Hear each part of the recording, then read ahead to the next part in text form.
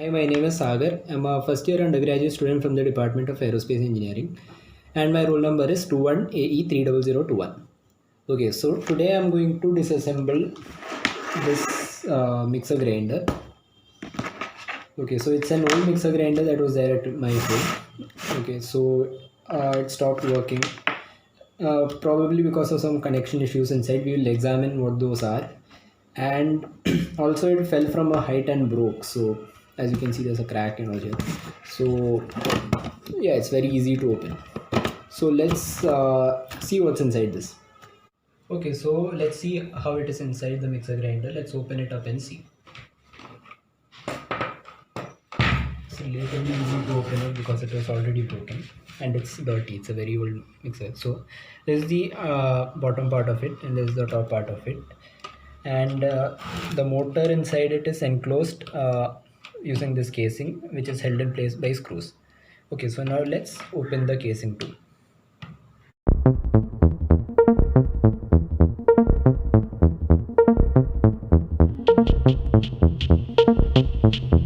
So let's have a look at the components that make up this mixer grinder. Okay, first of all, we have this power cord. It has a 3-pin plug, the neutral, the phase, and the ground pins. It's a 3-pin plug, and there's the wire, of course. And then we have the plastic body that makes up the mixer, that supports the whole structure. And then we have this black thing that you see here is the relay overload that breaks the circuit when the current that passes through it exceeds 2.7 amperes. Okay, and once the circuit is broken, we can restore it by pressing this red switch here. So pressing this switch will restore the circuit once it's broken. Okay, and there's this plastic casing which supports the motor inside it, and then there is this rotator switch here. Using this we can make the motor run at different speeds. And then there's this whip button here. It's a push button. Using this we can whip various food items like milk, like curd or butter or egg. And by pressing this, the motor runs at medium speed. And now we have this universal motor inside it. It's this, yeah. So this is the universal motor. It can work on AC as well as DC. Here we are going to use it on AC current. And we have this fan here. It's a cooling fan. It's supposed to provide air circulation inside the mixer so that the motor doesn't overheat. So, and of course there are various connecting wires. We'll have a look at the connections in a moment. Okay, so let's have a look at the connections involved in this mixer grinder. So let's follow the power cord first. The power cord goes underneath and comes out through here. So this is the power cord. So if you look closely, there are only 2 connections coming out of it. Even though there are 3 pins, there's no earthing provided. The earth wire has been cut off here, so there is no earthing.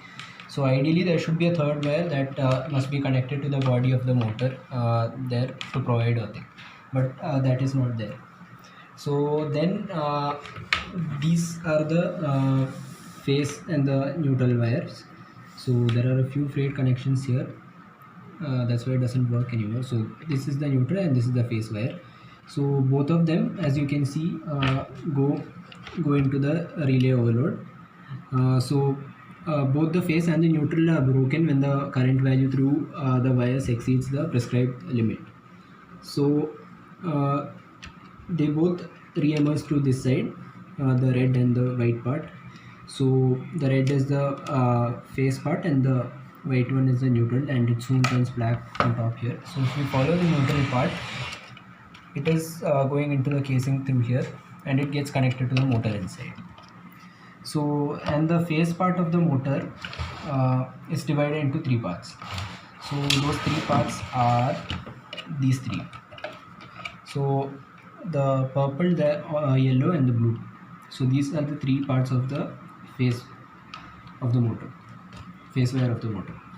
So if you look closely, you will find that the purple is the thinnest, then uh, yellow is the intermediate thin, and the blue is the thickest wire of these. And as you know, resistance equal to rho L by A. So the thinnest wire will have the highest resistance, and the thickest will have the least resistance. So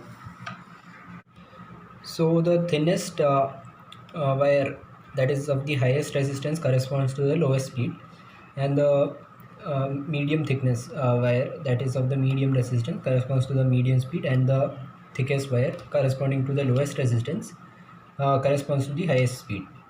So as you can see, these three wires are connected to the pins of the rotator switch here. So this is the blue wire, this is the purple wire, and this is the yellow wire that is going inside over there. Yeah, that's the yellow wire. So, and if you look here, the purple wire has been divided into two parts.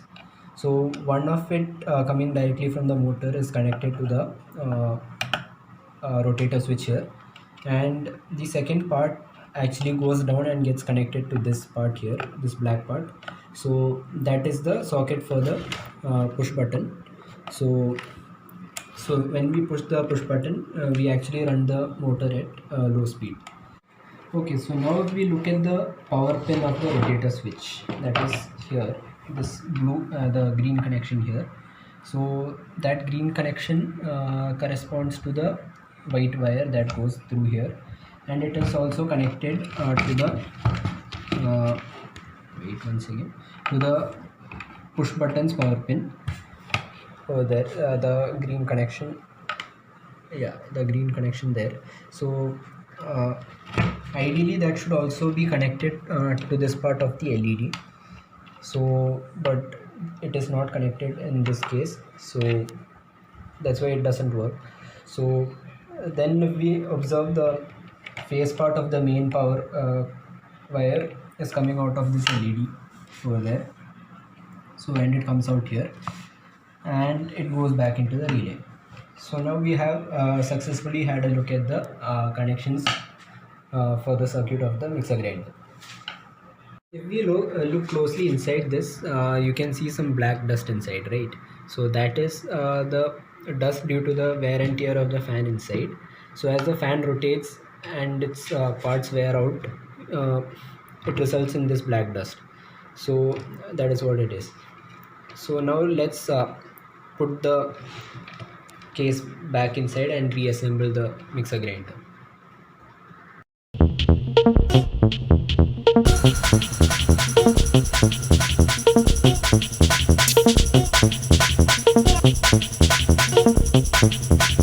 Now we have successfully disassembled and reassembled our mixer grinder. Here it is. So thank you.